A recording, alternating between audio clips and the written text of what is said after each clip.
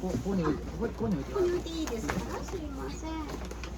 さあ、それで出してくる前に様子ね。飛び回ってます。飛び回ってます。はい。さえずりはどうです？サイズでそもそもあんまり泣かない子なので、でも泣いてます。泣いてます？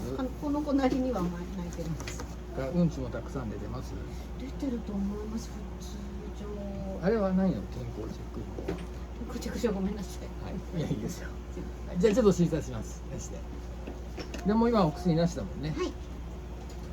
お薬なんかすごく実は嫌がってて、いつもお薬がなくなってとね。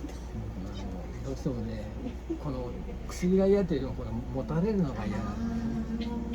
そう固定がね。でまた多分さ、私がやるよりもお家だとね、きっと時間かかるでしょ、パッと持つまでが。やっぱり先生見てるとすごく上手って。だからそこがね。